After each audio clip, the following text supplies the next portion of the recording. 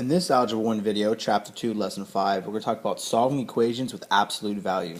Our objective is, as the student, I can evaluate absolute value expressions and I can solve absolute value equations because I'll apply the definition of absolute value.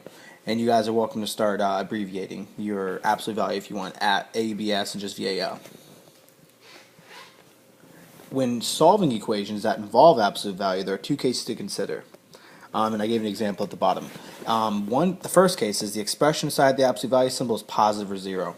Now, I want to point out that we said because I'll apply the definition of absolute value, as a brief reminder, I think it's worth noting, absolute value means essentially the distance from zero is the definition of absolute value. So, for example, the absolute value of 5 is 5. The absolute value of negative 5 is also 5 because both of them have a distance of 5 from 0. So that's what we say when we say definition. So when I say the first example, the expression inside the absolute value symbol is positive or 0.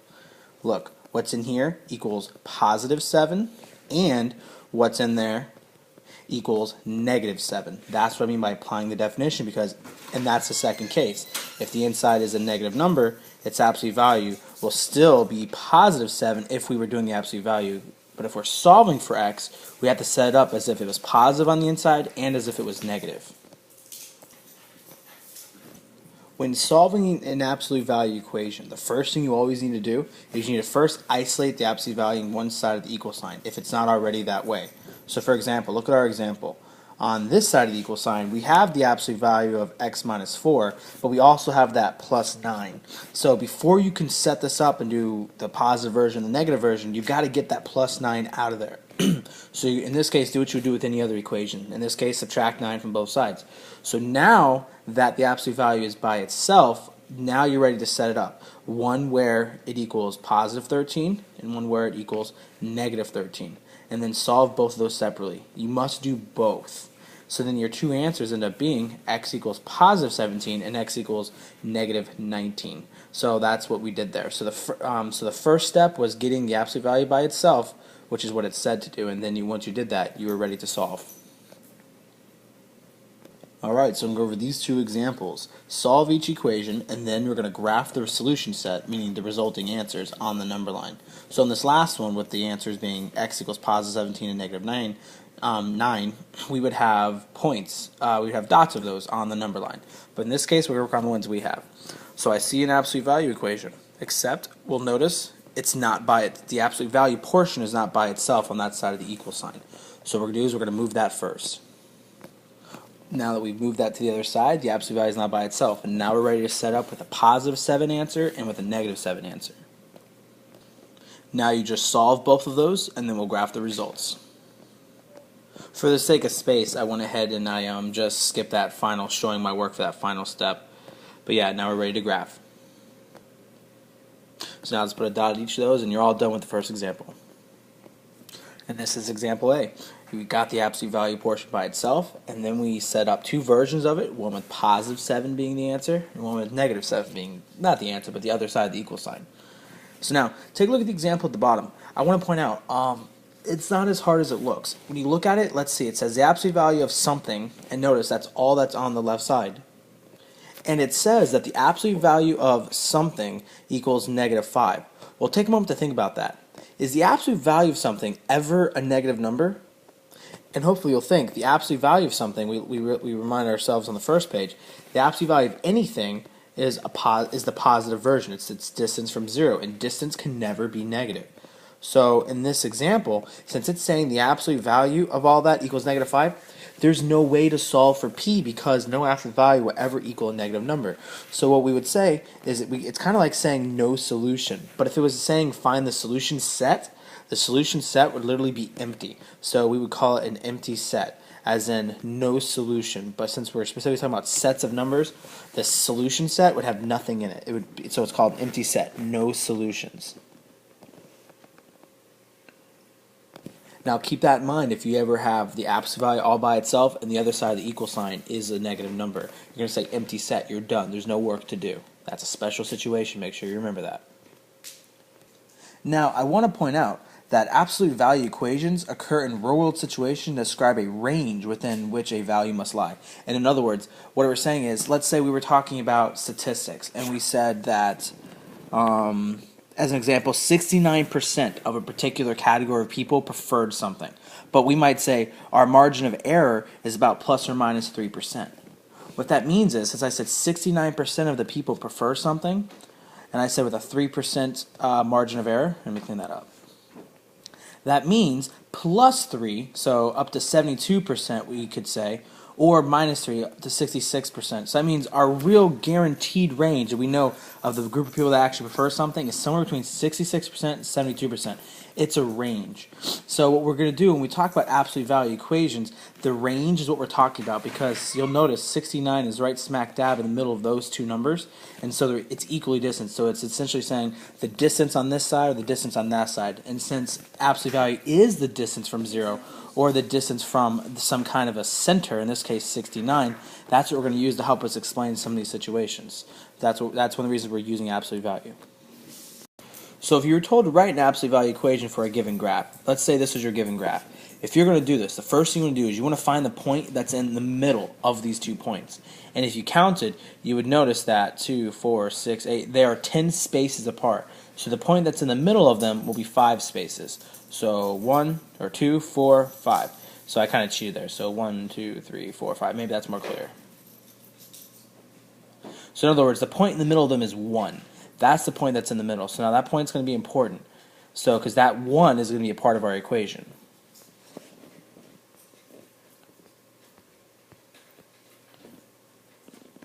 So then what we're going to do is this. Now that we know the point that's in the middle, we're going to say, okay, how far away is that point from the two ends? And we said that it was a distance of 5. So our equation is going to look something like this. We know we're going to have the absolute value bars. We have it being equal to something. So now the range that's in between those, the midpoint to the ends, is the number that goes out here. That's the range, because like we said, if the absolute value of something is 5, that means it's a distance below it of 5, a distance above it of 5, since you said absolute value was a range. Now, what goes inside is essentially that number that's in the middle, but it's going to look a little different. It's going to come kind of like the opposite of it. So that it's positive 1. So we're going to have negative 1 that's in the middle. So the absolute value of x minus 1, all that is equal to 5. And if you're ever not sure if you did it correctly, solve it and see what you get. So if you set that up and you solve it with a positive and negative answer, you'll notice you get x equals 6 and x equals negative 4. Hey, it checks out. Those were the 2 points on our graph. So when writing these equations, the point that's in the middle, you write the opposite of it inside. Since it was positive 1, we write negative 1 or minus 1 that goes inside. Now, that actual range, that's the number on the outside. That's where that came from. That's how you write these. So now you're going to try one on your own. As a heads up, a faster way to find the midpoint, just for those of you wondering, like what if you had really big numbers like positive 42 and negative 57? I'm just making that up. The way you would find the midpoint of anything, it's kind of like finding the thing in the middle, almost like finding the average of those two numbers. So in this case, you could have taken negative 4 plus 6 and then taken the average divided by 2, since there's 2 of them. Negative 4 plus 6, well, that's positive 2. Now divide by 2. Positive 2 divided by 2, well, hey, that's 1, and that was the midpoint that we had. So if you have very large numbers and you don't necessarily can't count very accurately, feel free to find almost like the average of those two numbers, because that's your midpoint. Also, one more thought I want to make sure I pointed out was I didn't have room for it before, so I didn't think to mention it.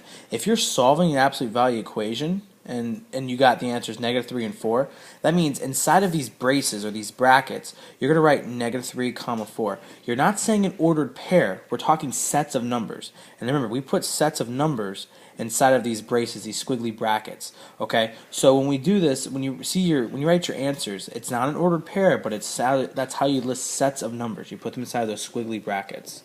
So keep that in mind when you're solving future absolute value equations. Alright, so you try this example.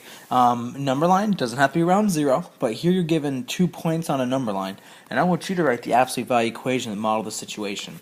And by the way, it's not just a number line. A question could be given to you as a word problem and give you 2 values, and just simply state, write an absolute value equation that would predict these 2 values. That's kind of what we're doing here. So in this case, I want you to take these 2 points and make it. So press pause and give it a shot.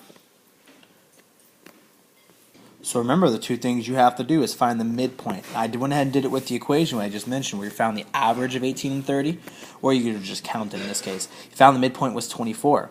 put a dot there.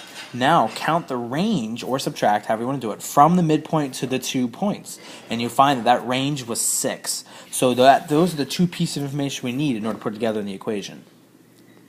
And it would result in this equation at the bottom. And this is your answer to this problem. You wrote an equation, an absolute value equation that would model this situation. Alright, so I'm going to give you some examples for you to try, and then check yourself, and then we're going to be all done. Alright, so check out these 3 examples. Press pause, try each of these examples, then I want you to play and see how you did. Hit pause if you haven't done so already, try the next one. Alright, hit pause and try the last one if you haven't done so already. And this last one, it's empty set. Now, if you need help explaining these, I'm going to fast forward. If you need help understanding these, in the next couple slides, I'm going to show the work for both of them. And the last one, there is no work. You can't have an absolute value equal a negative number, so it's an empty set, meaning there's no solution. And the symbol for empty set is like a 0 with a slash through it. It doesn't exist. There will be a brief recap after these explanations. Remember, you set up with the positive answer, positive number on the outside, and also again with a negative number on the outside. And then solve both of them. And here's how you got your 2 solutions. And for this one, remember, you got to start by getting the absolute value by itself on its side of the equal sign. And then you're ready to proceed just like the last example. And then solve them both down. By the way, I did have a brief typo that last pause. I had positive 8 right here. It's supposed to be negative 8. We already had the positive 8 version over here. But yeah, anyway, solve them both through. You know, but t equals 6 equals negative 2. This is how we solve both of them. Alright, so now a brief recap and we're all done. So we started by just talking about absolute value. What was the bare definition of absolute value? Now I'm going to show how you can solve expressions and equations using it. So whenever you set up an equation with it, we said there were 2 cases. You need to remember to make it positive, equaling the positive version of what it says out here, in this case positive 7, and you set up with it equaling the negative version. So that's the bare bones of what you do when you set up an absolute value equation. Set up as a positive answer and as the negative answer, and then solve both. We also said if the absolute value is not already by itself, because I have the plus 9 over here, get it by itself first on its side of the equal sign, then you're ready to proceed. Then we did a couple examples, but we then pointed out that if you take the absolute value of if it says take the absolute value of something, and it says it equals a negative number, notice the absolute value is by itself right now, and it says it equals a negative number, you could say empty set. There's no solution, because there's no way you can do anything in there, regardless of what it is, and then take the absolute value and have it equal a negative number. It just doesn't exist. We then talked about how to write an equation for an absolute value equation given 2 ranges of numbers, a set of numbers, 2 numbers. It could be given to you in a word problem. It could be given to you in the form of a number line, things like that. Like, for example, if we're talking about the ideal temperature for a fish tank, we could say a certain temperature plus or minus 2 degrees. So 2 degrees above, 2 degrees below. That's the absolute value situation you could do for that. You then tried an example of it yourself, and remember when you did this, you started by finding step 1 was find the midpoint, and then you can do the midpoint by either counting, or you can do the midpoint by finding the average of your 2 endpoints of those 2 numbers. Once you know your endpoint, find your range, and then those are the 2 sets of information you need. The opposite of your endpoint is what goes in here with x. So if your midpoint was positive 24, you're going to have a negative 24 or a minus 24 in there. Essentially, positive 24, imagine when we were solving, if we were to solve this equation, we would have added 24 to both sides when we had it set up, but that positive 24 you're adding to both sides, that's why we put the minus 24 in here, so that when we go to do it to both sides, we can add 24, we can do positive 24. And so then let's move on. And then that was your example you did of it. You then solve some problems, and just remember, we put our final answers, when we talk about sets of numbers, in these squiggly braces. And these are called braces, by the way, or squiggly parentheses, whatever you can call them, but that's what you use when you're setting sets of data. And we're not saying ordered pairs, we're just simply stating sets of numbers, lists of numbers. Alright guys, make sure you have your notes, make sure they're complete. Let's come to class and apply this, take it to the next level.